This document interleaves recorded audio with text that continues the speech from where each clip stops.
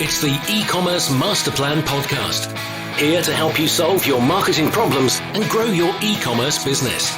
Cutting through the hype to bring you inspiration and advice from the e-commerce sector and beyond. Here's your host, Chloe Thomas.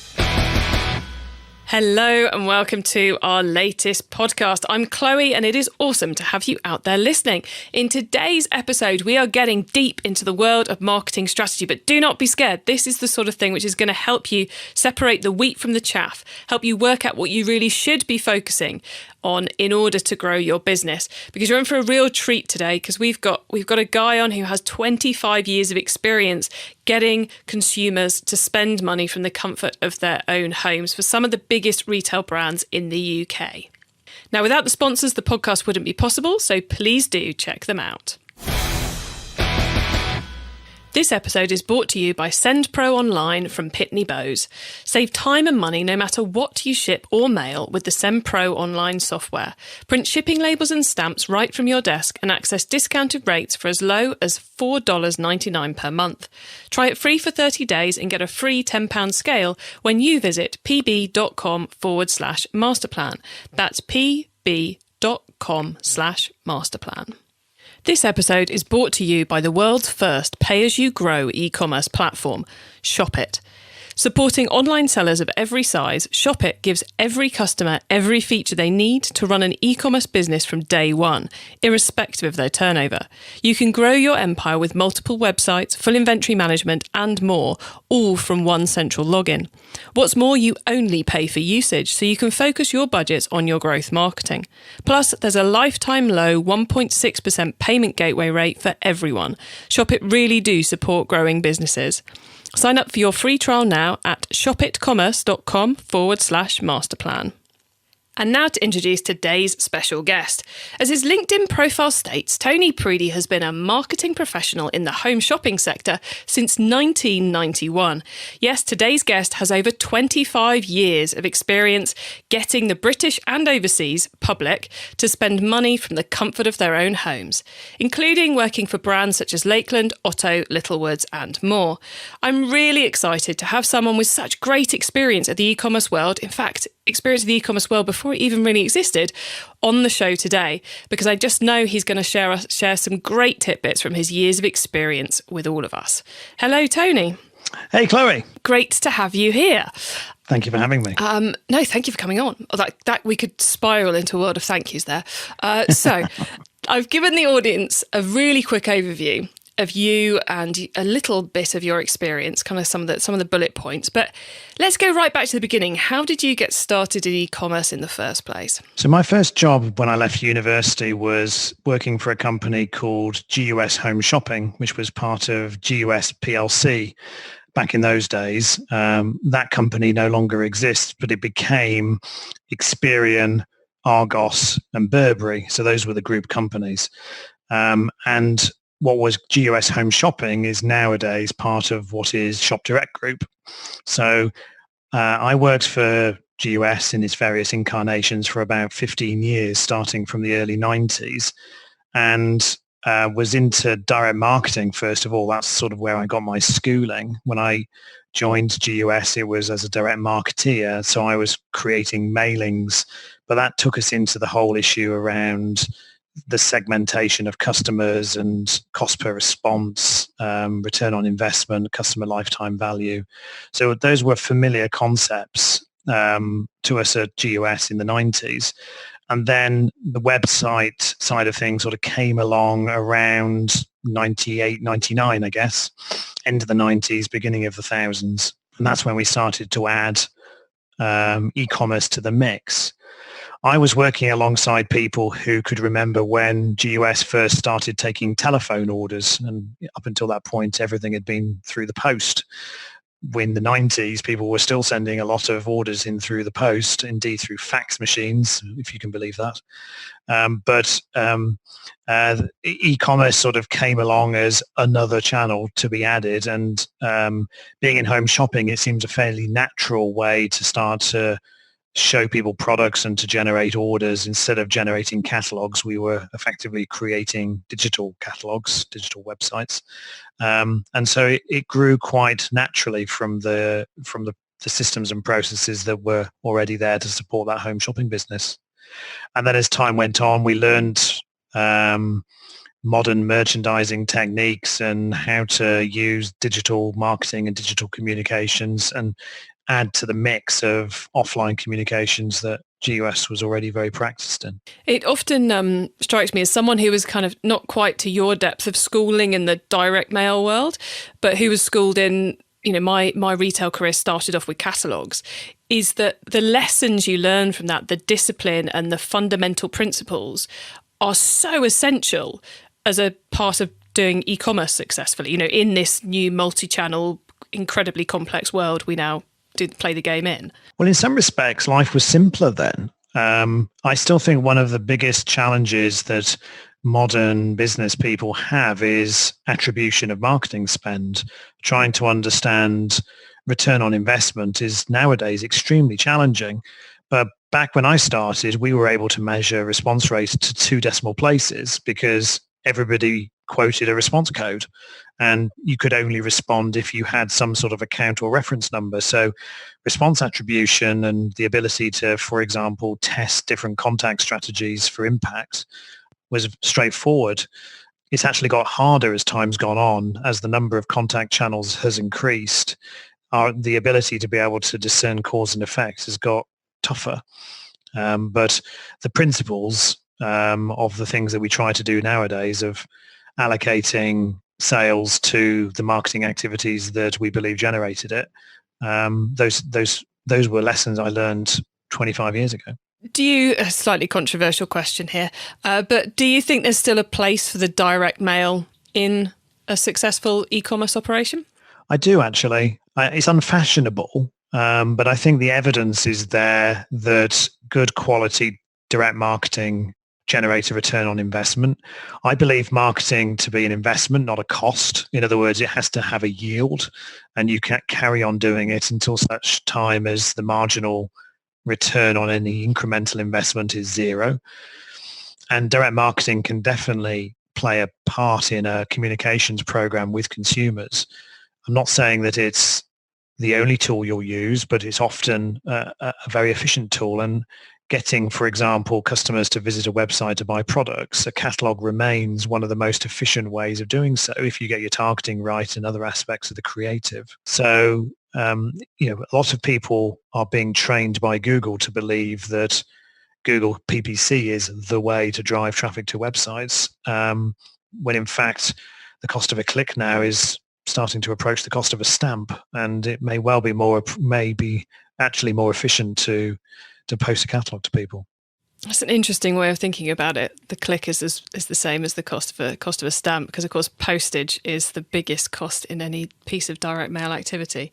But I want to come, before we get into the world of post and Google, I want to come back to something you said there, Tony. You said that marketing is an investment and you should continue to invest until the marginal gains run out. That's a really interesting way of thinking about it. And I guess, could you explain a little bit more about how that works in practice? So the concept is that clearly we're selling products. That's usually what most marketers are doing. We're simply trying to drive sales into products, but products are bought by customers. And so what in fact we're doing is seeking to generate sales from a cohort of customers. And so if you take customer management as a task, you are taking a cohort of customers, by which I mean a set of customers that are broadly alike, maybe in terms of how long they've traded with your business, perhaps in terms of other characteristics such as historic spend patterns.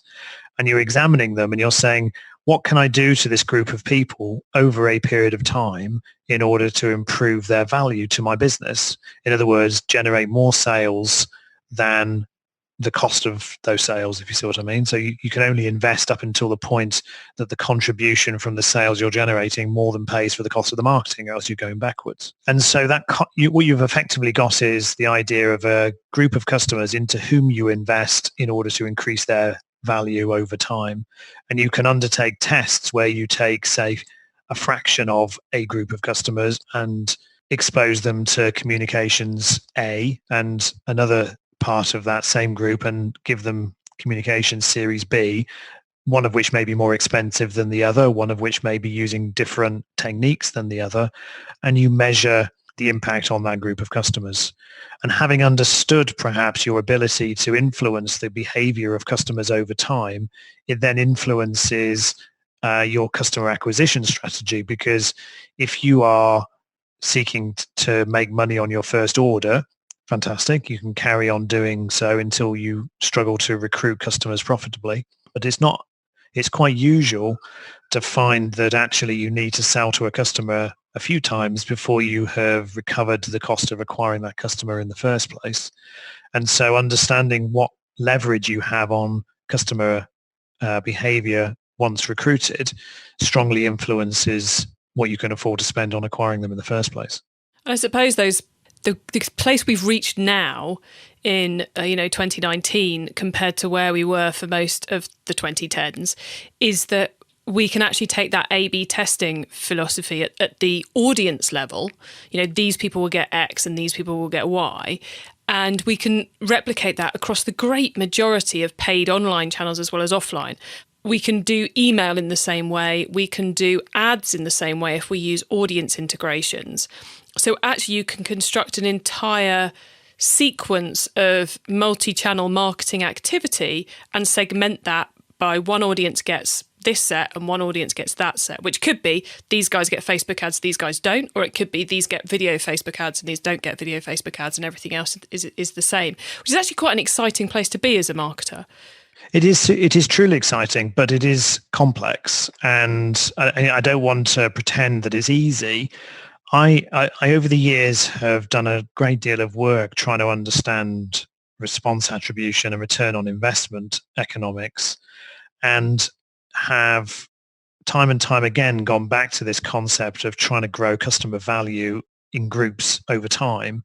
And I wouldn't say that I've given up trying to do campaign level attribution, but I find it less important than the customer level value measurement, because trying to work out which combination of actions yielded a particular result, you can test yourself to craziness if you're not careful. And one of my favorite authors is a guy called Nate Silver, who wrote a fantastic book called The Signal and the Noise. And one of the things he talks about in that book is the importance of robust statistics when evaluating and measuring things, because I've seen massive amount of test activity that is ultimately futile because the test design is flawed and effectively what you're observing could well be random. And so when you try to work out every last nuance of difference between one group and another, you can drive yourself nuts. Whereas if what you're doing is taking fairly large changes and applying them to large groups of people, you can come up with statistically robust results reasonably quickly. And when we're talking large groups of people, just to make sure the listeners are understanding, we're talking tens of thousands, if not hundreds of thousands of people in each segment. It depends on the nature of the business and the scale of the difference that you're trying to measure. So going back to my Gus days, I am old enough to have started work before computers were on desks, and we had log tables. We literally would work out our test and control groups and our sample sizes using log tables. Nowadays we just go on Google and do it, or go on the internet and do it for sure, because there's tools available. So essentially you have to go and tell a maths process, this is how many people I've got to play with, this is the size of measurement I'm trying to take, and it will tell you what your sample size needs to be. Everyone who's out there listening, we're not going to go any further into how you calculate that. Go and Google statistical significance if you want to look into that. I'll save both me and Tony from diving deeper into that right now. Now, Tony, you said also in that section that for you the testing starts at the customer level. We're not talking about sending out an email to 50% of the list and 50% of the list. We're talking about here's a group of customers that we want to focus on improving things on, and that's where it all starts. The segmentation starts with the customer, not with the marketing method. Absolutely. So channel is the last thing to utilize. It's usually the selection tool for the message. It's not usually the dimension you use when segmenting. I mean, like pretty much all the things I'm going to say, there are always exceptions to every rule. But generally speaking, I would segment on tenure. So I would certainly look at new customers different from existing customers. I'd look at recency. So new customers are almost by definition recent customers, but other customers have similar recency. But you may have customers you recruited last year, some of whom are trading very well, have purchased from you several times since that first order, some of whom have done nothing since that first order. So tenure is a really important dimension, and then recency and frequency and value would be the classic dimensions to use. And then once you've gone beyond RFM, then you'll start to look at other things, other behavioral characteristics, like which may be, if you're a multi-category merchant, it may be looking at which categories people are purchasing from. You can then start to develop strategies to either get them to buy from the same category again or to sell them into an adjacent or supporting category. Excellent explanation. Thank you. Now, post your Goss days, you moved on to work at Lakeland, which certainly our UK listeners will know of as a multi-channel retailer with high street stores, as well as catalogues, as well as a fantastic website service too. Many of our international customers will know that as well. So how did you find this adapted to the world of multi-channel when you got involved at Lakeland? Before I joined Lakeland, I'd done about 18 years or so in home shopping businesses that were principally distance selling businesses in one form or another, whether that was through catalogs, through digital marketing and e-commerce. Lakeland was all of those things, but it was also stores. And so understanding how to use store level marketing to create a outcome at customer level was really, really interesting, but also challenging, not least because in Lakeland's case, the vast majority of those sales are anonymous. It is the least trackable sales channel, isn't it, by far, the retail? Yes. So I'm aware of some retailers that are generating 70% plus customer identification at the point of purchase, largely by GDPR compliant data collection at the point of purchase. Tends to work best in relatively low frequency, relatively high value environments. But I can think of clothing and footwear retailers that are achieving that sort of level of penetration. Tesco's is probably the most famous grocer that is similarly achieving that level of penetration, but with its Clubcard product. So yes, you can track, but for the vast majority of retailers, you just don't know who walked in that door. And you are trying to influence physical behavior using direct marketing, including digital marketing. But the attribution is a pain. And I guess the other side of the attribution challenge with retail is you've also got the sales targets for the shops and all of that side of thing, which, you have to have the store team at all levels in the business on board if it's going to work, don't you? Yes, it's commonplace. Well, relatively common, not certainly ubiquitous, to have retailers set geographic boundaries around their stores and to assign all sales from that geography, including e-commerce sales, to that store on the assumption that the store is likely to have influenced customers in that geography in some way, whether it's simply through awareness by being there, or whether it's the fact that the customer walked into the store, had a look at the products and ultimately chose to buy online at home on a later date. So that sort of form of attribution is now fairly normal, but it's still tough trying to work out how much of your online sales and your online marketing budget should be assigned to your store channel, and equally, put it the other way around, how much of the rent and rates and staff costs in your retail stores are actually properly assigned to your e-commerce channel. I have to say I am fairly cynical about a lot of the work that goes on around channel profitability, because I think it's pretty futile. It's back to my Nate Silver thing. I'm not convinced that we're really detecting truth. I think what we're really doing is moving money around, and the answer is a function of the assumptions you make in the allocation process.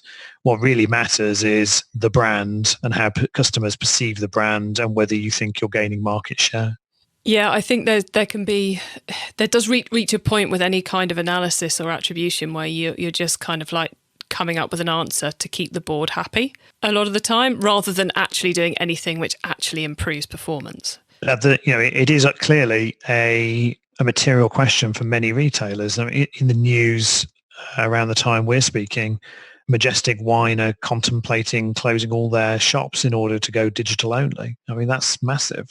There are lots of retailers, as is well documented, that are working in an environment where physical footfall is declining. And that was a challenge for us when I was at Lakeland. It was trying to understand the interaction between the stores, which were generally speaking in shopping environments where footfall was declining, and their contribution towards the overall business. And I guess the other side of that is you look at some of the businesses that started as pure play online, like Made.com and others, who have now got physical retail stores where maybe you can take product home, maybe it's purely a showroom. So I think it's been interesting over the last 10 years seeing how that offline, online world are learning to live with each other. But I think there's a lot more evolution to come in that space. I think, we've already discussed how ancient I am and how my experience predates the internet and all that stuff. But I think that when digital directors or digital this, digital that sort of cropped up, it had a fairly short lifespan because it was a channel orientation that ultimately wasn't customer or brand oriented. And so you're now starting to see those fall back into roles which are multi-channel or omni-channel roles, of which digital is no doubt an important part, but are more generic roles. When we're looking at the overall subject of growth, we're having to look at that sort of total picture rather than the trying to assign everything down to the channel level. And that might mean that, for example, rent becomes a part of the marketing budget because it's regarded as analogous to the money that's spent on brand advertising on TV or on digital media. Makes perfect sense. Now, you just brought up the topic of brand there, and you've worked for some big consumer brands and been marketing director of big consumer brands, and yet we've been talking very much about more direct to customer marketing methods thus far. So in the jobs you've had, have you allocated a percentage of spend to brand awareness, or has it always been about creating a seamless brand or a consistent brand, I should say, across other channels and allowing that to do your brand awareness for you? Well, there's 2 points here. One is the brand is probably, and managing the brand is probably one of the most important things that a marketing director will do. So there's the basics around what does the brand look like? Is it consistent? Does it have a distinctive style about it that means that it has good recognition factors? But it's really about managing the experience, and therefore what does the brand stand for? What do consumers perceive it to be like? Personifying the brand. And so those the softer side of marketing, if you will, the less financial side of marketing, are tremendously important. But when deciding to invest in amplifying that brand message once you've created it and using brand building techniques, whether that's PR or sponsorship or advertising, as we've been discussing, the attribution of that spend is tough, but you have to sort of do something. You have to use some rule of thumb that does create some sort of relationship between your brand activity, your level of awareness and saliency, and your turnover, and you invest accordingly to your beliefs. And then you've also got very involved, certainly of late, in the world of marketplaces, where brand is a whole other question. But rather than us get into that, how have you found that marketplaces are changing the game yet again? Marketplaces are convenient for customers, and nowadays, so that at the sort of the end of this first decade of the 21st century, I think what you're really getting is customers that are either using search engines to buy products or find products, or they're using marketplaces. Sometimes the customers are traveling in both spaces, but broadly speaking, you've got PPC and digital marketing operating for one cohort of customers, and then you've got marketplaces for another. And just as huge shopping malls become destinations for physical retail, marketplaces are the destination for millions and millions of shoppers who have basically decided they want to buy something and are simply looking for a way to execute that transaction. So marketplaces are growing really fast because consumers like them, they're convenient, they're efficient. And for retailers, they are, I think, essential nowadays. If it would be foolhardy, I think, to believe that you can grow your business without using marketplaces. I guess it comes back to the customer, doesn't it? If that's where the customer wants to be and wants to buy your product, then that's where you should be. Precisely. You can't be King Canute sat there on the beach commanding the waves to retreat. Marketplaces are not going away. So either you choose to play or choose not to play. But I think you're turning off a fairly significant value creation opportunity if you choose not to use marketplaces. That's not to say that there aren't issues with using marketplaces. There are many issues. Certainly, as a retailer that's used Amazon, and talking about my experience, we grew Lakeland's business on marketplaces from nothing to many millions of pounds in a relatively short period of time, all on a marketing model, so on a cost per order basis. However, that it does create issues as well as solving others. And these days you're working for a marketplace. So I guess with that hat on, are there any particular piece of advice you'd have for retailers who haven't yet taken that marketplace jump, who have their own products and want to get a slice of that pie?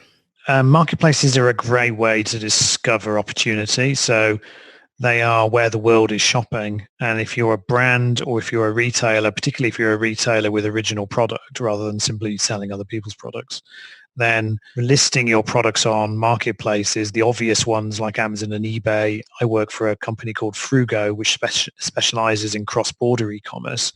But there are tens of, if not hundreds of marketplaces around the world where customers are shopping and buying every day. If you want to have your product seen in those environments, then you need to participate, and then you need to learn how to generate sales within those environments.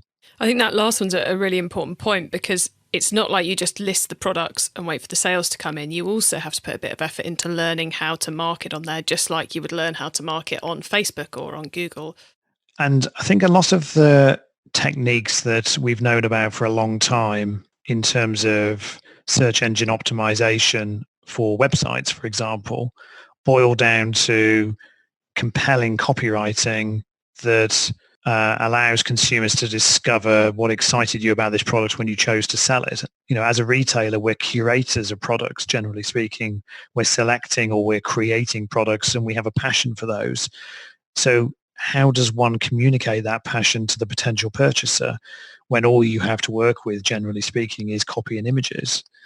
And so that's been the world of e-commerce for a long time. But for marketplaces, it's doubly so, because your opportunity to differentiate is largely down to the way in which you can describe and excite people about the product you're selling.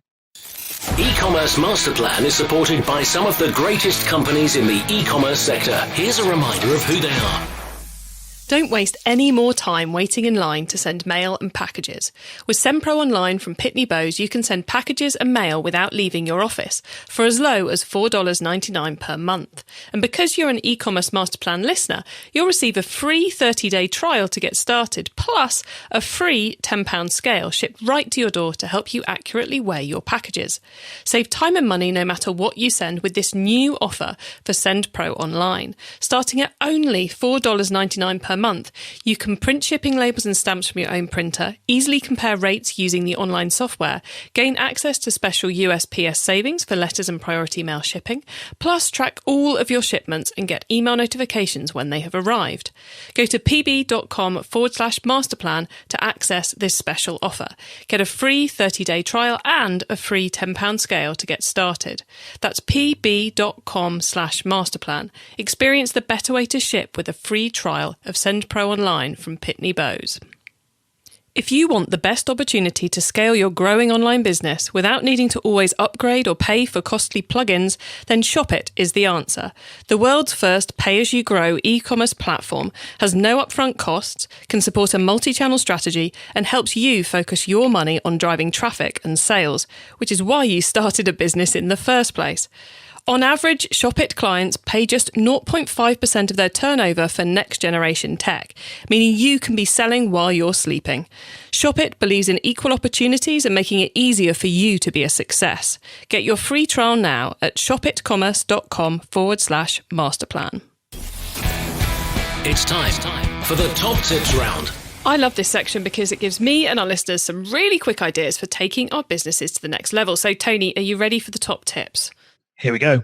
Okay, the book top tip. If everyone listening to this podcast agreed to take Friday off and read a book to make their business better, which book would you recommend? So my top tip is a book called Scientific Advertising by a guy called Claude Hopkins.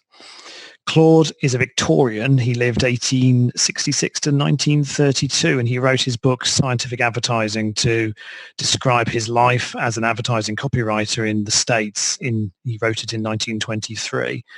It is the original book about direct marketing and, believe it or not, e-commerce. He was talking about testing. He was talking about customer lifetime value, about the return on investment, and about the difference good copywriting can make on response rates and ultimately on sales. I think everybody who works in any form of retailing, digital marketing, direct selling should read Claude's book. Excellent tip, and I am 99% sure you're the first person to mention it on the podcast, so that's awesome. Okay, the traffic top tip. Which marketing method do you either prize above all others or think doesn't get the press it deserves? Well, I'm on a bit of a theme here, but I'm going to say copywriting. So I think it's a underused and undervalued discipline within the business, within the e-commerce business. I think crafting your product benefits into short, succinct, powerfully written bullet points is really important. And then being able to convey the benefit of your products either in a short form, which is often then used as the product title, or the long form, which is then used as the product description, is probably one of the most important levers you can pull if you're looking to generate more sales. Okay, the tool top tip. Maybe a collaboration tool, a social media plugin, a phone app, or just a way of working. Is there a cool little tool you use that makes you and your team more efficient from day to day? So Frugo is a distributed business in the sense that we have people all over the world. And so we are using the normal tools that most people are using nowadays. We use Slack for instant messaging. We're using collaboration tools to exchange, to work on projects together, such as Jira. So nothing terribly exciting or unusual, but certainly the concept of needing to be in the same place in order to work together, I think that's long gone. Yeah, thankfully. Think of the carbon footprint. Okay, the growth top tip. If you met someone today who's focused on growing their e-commerce business from 100 orders per month to 1,000, what would be your number one tip for them? So I would say under-promise, over-deliver. So if you can more than deliver on customer expectations, then you can build a reputation that spreads through word of mouth, and nowadays is amplified by social media. You will build a reputation as being an expert or as being reliable in your sector. And if you can add to that you stand for something, so you have a point of view or you are distinctive in some other way, then you've got a second string to your bow. You can both be believed as a credible provider of your product or service, and you can be relied upon to give customers the solution they're looking for. Oh, that's almost a mantra for life, isn't it? Under promise, over deliver. Neither too extreme. Okay, Tony, before we say goodbye, could you please let the listeners know a little bit more about Frugo and where they can find you and Frugo on the web and social media, please? So I work for Frugo.com. We are a cross-border marketplace business that exists to generate sales for retailers. We only earn a commission, therefore we earn no money if we generate no sales. So retailers have a no-risk sales growth opportunity if they join Frugo, because they don't pay us unless we give them sales. And what we specialize in is helping them with cross-border e-commerce. So a retailer gives Frugo a single data feed, so products, prices, and inventory in their own language and in their own currency. And we then convert it into over 32 countries and all the language and currency combinations required to do so, having already done all of the local payment method integrations necessary to operate in 32 countries, and generate sales for them by undertaking digital marketing on their behalf in all of those places. So a retailer in one part of the world can reach customers in another part of the world that otherwise would have had very little likelihood of ever finding their products. All of which, as I said, is done on a no risk, no fee basis. Sounds like a great way to explore overseas marketplaces with very little risk. We find a lot of retailers discover niches they never would have imagined existed, and sometimes will then go and further exploit that market by investing in upper funnel brand building activity in that market, leaving Frugo to actually be the basis on which their sales are generated, because they don't want the hassle of translating all of their product details into whichever language that is, or dealing with the currency risk that Frugo has to manage for them. When you trade with Frugo as a retailer, you know you're always going to get paid a known amount in your own currency for the products you sell, and you can hand off all the responsibility for marketing to Frugo. So there's no downside as far as retailers are concerned, but what they often do is discover how their products are being sold into different markets and then see if they can then expand their sales or distribution channels in those markets. Very nice. Well, Tony, thanks for telling us a bit more about Frugo there. And thank you so much for we went into some great depth there around marketing, sensible marketing concepts and how to go about building a successful business. So I really thank you for coming on and spending some time sharing your experience with us. It's been an absolute pleasure. My pleasure, Chloe. Thank you for having me. How great there to dive into the real fundamentals of marketing with someone with so much experience of getting customers to buy from home. And I think the real core things there is that it is all about the customer. It's all about working out how you could improve the lifetime value of that customer, looking at your new customers and what can you do to turn them into repeats, to make sure they buy from you more frequently. What can you do with lapsed customers? And what can you do to get them buying from you again? Rather than thinking about marketing channels, think about the customers and the best way to get them to do what you want them to do. Also, some great tips there from Tony around the marketplaces, using Frugo to go international really simply, and much more. I think I shall be having a listen to this one a couple of times through to make sure I've got everything out of it, including those two great book recommendations, The Signal and the Noise and Scientific Ads.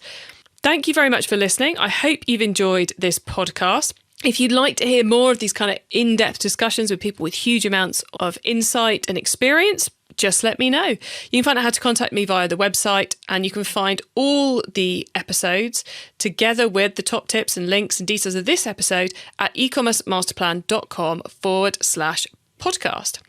Keep optimizing. Thank you for listening to the E-commerce Master Plan podcast. Find out more at ecommercemasterplan.com/